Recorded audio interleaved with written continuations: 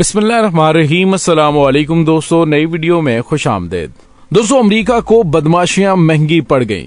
दुनिया के ममालिक पर लगाई जाने वाली पाबंदियां खुद अमेरिका को ही ले डूबी।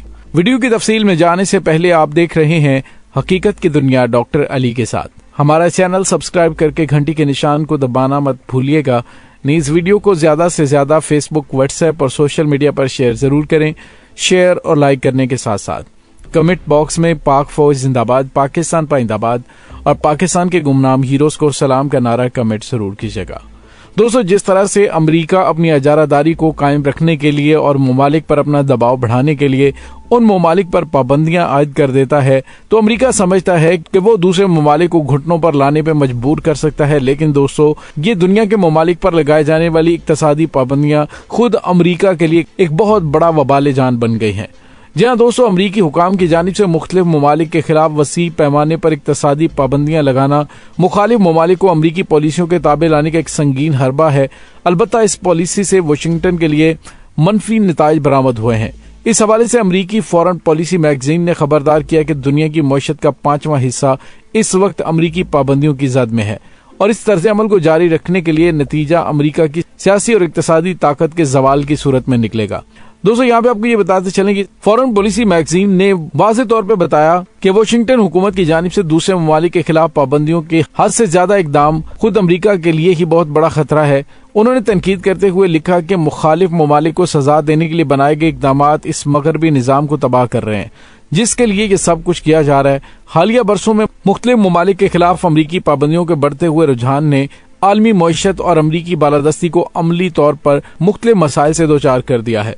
अमरीकी हुकूमत दर हकीकत अपने दुश्मनाना अहदाफ के लिए उन ममालिक के खिलाफ जो वाशिंगटन की मतलूबा पॉलिसियों की तामील करने से इनकार करते हैं, पाबंदियों के नाम पर इक्तसादी और सियासी जंग लड़ती है। अब तक मुख्तलिफ ममालिक जैसे कि रूस, ईरान, वेनेजुएला समेत कई ममालिक पर वाशिंगटन की तरफ से पाबंदियां लगाई जा चुकी हैं और अमरीकी हुकूमत ने कोशिश की है कि अमरीकी कंपनियों को भी इन पाबंदियों की तामील पर मजबूर किया जाए। लेकिन इस हथकंडे के इस्तेमाल ने आलमी मईशत में पाबंदी वाले ममालिक की पोजीशन को कमजोर करने में न सिर्फ अपनी तासीर खो दी है, बल्कि ये इकदाम अमरीका की मुखालिफत में इजाफे का बायस भी बन रहे हैं। हालिया बरसों में मुख्तलिफ ममालिक ने मुख्तलिफ सियासी और इक्तसादी तरीके से अमरीकी पाबंदियों पर काबू पाना सीखा है। ईरान, रूस, चीन और वेनेजुएला जैसे मुतअद्दिद ममालिक ने अपने बाहमी इक्तसादी ताउन को मजबूत बनाने की कोशिश की है और यहाँ तक कि लेन देन में डॉलर को दूसरी करेंसियों से बदल दिया है।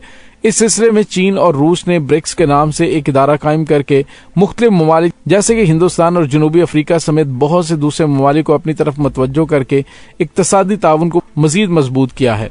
अमरीकी वज़ीर खजाना जेनेट येलन ने इस हवाले से एतराफ किया कि यह दुरुस्त है कि दुश्मन ममालिक के खिलाफ हमारा हथियार उनके खिलाफ पाबंदियां आयद करना है, लेकिन इन पाबंदियों ने उन्हें डॉलर का मुतबादल तलाश करने पर मजबूर कर दिया है। अमरीका ने पाबंदियों के नाम पर मुख्तलिफ ममालिक में जो इक्तसादी जंग मुसल्लत कर रखी है, उसने डॉलर की पोजीशन को कमजोर कर दिया है और दुनिया के मुख्तलिफ ममालिक के ज़र मुबादला के ज़खायर में डॉलर के हिस्से में मुसलसल कमी का रुझान इस बात का मुंह बोलता सबूत है। अब बैनुल-अक़वामी मालियाती फंड के अदाद-ओ-शुमार के मुताबिक सन 2000 के आगाज से सन 2020 के आखिर तक मुख्तलिफ ममालिक के ज़र मुबादला के ज़खायर में डॉलर का हिस्सा सिर्फ 13% कम हुआ है। टॉम बेलिवर नामी एक सरगर्म कारकुन और इक्तसादी तजिया निगार, उन्होंने इस सिलसिले में खबरदार किया कि कौमें अमरीकी डॉलर से दूर होती जा रही हैं। अमरीकी हुकूमत को अपने रवैये को जारी रखने में मुहतात रहना चाहिए, जिससे डॉलर की कदर और एतबार मजीद कम हो जाए। दूसरी तरफ आलमी सियासत में वाशिंगटन पर इन्हसार कम हुआ है, यहाँ तक कि वाशिंगटन की तरफ से मुतअद्दिद यूरोपीय ममालिक भी अमरीकी हुकूमत की यकतरफा और गुंडागर्दी की पॉलिसियों से तंग आ चुके हैं। जैसा कि बाज़ यूरोपीय हुकाम मसलन फ्रांसीसी सदर इमैनुअल मैक्रोन ने बारहा यूरोपीय आज़ादी की खिलाफ वर्जी के बारे में खबरदार किया और इस यूनियन के ममालिक के दरमियान बाहमी इक्तसादी फौजी ताउन को मजबूत करने पर जोर दिया। ऐसा लगता है कि मुख्तलिफ ममालिक के खिलाफ अमरीकी पाबंदियों की नाकामी अमरीकी बालादस्ती को लाहक खतरात नीज डॉलर की कदर में रोज बरोज कमी ने वाशिंगटन को बहुत से हुकाम और माहिरीन को शदीद तशवीश में मुब्तला कर दिया है और उन्होंने इस मसले के बारे में खबरदार करते हुए वाशिंगटन की पॉलिसियों में तब्दीली का मुतालबा किया है।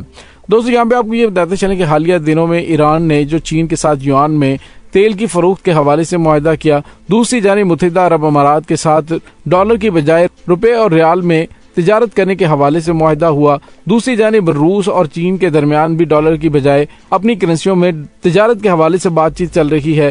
اب یہ تمام معاملات امریکہ کے لیے بہت بڑی مصیبت بنتی جا رہی ہے۔ دوسری جانب مغربی ممالک کی جانب سے جس طرح سے خصوصاً اسلام کے خلاف گھٹیا رویہ اپنایا گیا ہے اور جس طرح سے توہین مذہب کے واقعات سامنے آ رہے ہیں، اس سے مزید نفرت بڑھتی چلی جا رہی ہے۔ دوسری جانب آپ کو یہ بھی بتاتے چلیں کہ امریکہ اور اسرائیل میں بھی دوریاں بڑھتی جا رہی ہیں۔ اب امریکی اخبار واشنگٹن پوسٹ میں ایک آرٹیکل لکھا گیا جس میں انہوں نے کہا کہ صہیونی حکومت کا وزیر اعظم اس حکومت کی سلامتی کے لیے سب سے بڑا خطرہ ہے۔ کارمیکس باکس نامی تجزیہ نگار نے واشنگٹن پوسٹ اخبار میں مضمون لکھا کہ امریکہ کے سابق صدر ڈونلڈ ٹرمپ سے پہلے بھی میں نے کہا تھا کہ وہ امریکہ کی سلامتی کے لیے پہلا خطرہ ہے۔ آج بھی مجھے یقین ہے کہ صہیونی حکومت کی سلامتی کو پہلا خطرہ ٹرمپ جیسے شخص سے ہے، اور وہ بنجامن نیتن یاہو سے ایسا لگتا ہے کہ نیتن یاہو اس بات پر توجہ نہیں دیتے کہ ان کی پالیسیاں اس حکومت کے امریکہ کے ساتھ مضبوط تعلقات کے لیے خطرہ ہیں اور مغربی کنارے کے فلسطینیوں میں تیسری بڑی جنگ کے شعلے کو بھڑکا سکتی ہے۔ ٹرمپ کی طرح نیتن یاہو اپنی طاقت اور انتہا پسند پالیسیوں کو برقرار رکھنے پر توجہ دیتا اور امریکی صدر جو بائیڈن جو صہیونی قابضین کا دوست ہے، اس نے نیتن یاہو کو خبردار کیا اور اسے تباہ کن طریقے سے ہٹانے کی کوشش کی، لیکن کوئی نتیجہ نہیں نکلا۔ تو دوستو یہاں پہ آپ کو یہ بتاتے چلیں کہ ایک تو ان کا سب سے بڑا حامی اسرائیل بھی آہستہ آہستہ ان کے اپنے اندرونی معاملات کی وجہ سے دور ہوتا جا رہا ہے، امریکہ اس سے دور ہوتا جا رہا ہے۔ اب جو بائیڈن نے گزشتہ ہفتے نیتن یاہو سے فون پر بات چیت کی تھی اور انہیں پہلی بار وائٹ ہاؤس آنے کی دعوت دی تھی۔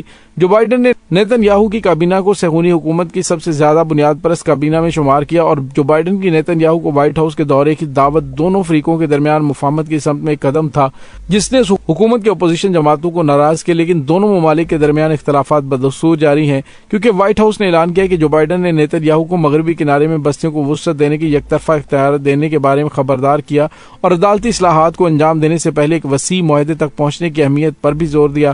وائٹ ہاؤس کے بیان کے مقابلے میں صہیونی حکومت کی کابینہ کے بیان اس بات پر زور دیا کہ جو بائیڈن اور نیتن یاہو کے درمیان فون پر ہونے والی گفتگو میں صرف ایران اور دہشت گردی سے متعلق مسائل شامل تھے۔ تو دوستو یہاں پہ آپ کو یہ بتاتے چلیں کہ ایک طرف تو امریکہ اور اسرائیل کے تعلقات، دوسری طرف ان تمام ممالک کے تعلقات ان کے ساتھ خراب ہو رہے ہیں، خاص طور پر امریکہ، روس اور وینزویلا اور دیگر بھی اہم ممالک جن پر انہوں نے پابندیاں عائد کر رکھی ہیں۔ تو دوستو امریکہ کی جو پالیسیز ہیں وہی اس کے گلے کا پھندا بننے جا رہی ہیں۔ آنے والے دنوں میں نہ صرف امریکی سپر پاور ختم ہوتی ہوئی دکھائی دے رہی ہے بلکہ اس کی معیشت اور ڈالر کی اجارہ داری بھی ہمیشہ کے لیے ختم ہو جائے گی، اور امریکہ جو اسرائیل کی پشت پناہی کرتے ہوئے مشرق وسطیٰ کے اندر ایک بدماش تیار کرا تھا، اس بدماش کے خاتمے کا بھی وقت ہو چکا ہے۔ اس تمام صورتحال کے بارے میں آپ کا کیا کہنا ہے؟ کمنٹ سیکشن میں اپنے خیالات کا اظہار ضرور کیجیے گا۔ انشاءاللہ بہت جلد ملتے ہیں ایک نئی ویڈیو میں، تب تک کے لیے اپنا بہت سارا خیال رکھیے گا۔ پاک فوج زندہ باد، پاکستان پائندہ باد، پاکستان کے گمنام ہیروز کو سلام، اللہ وارث۔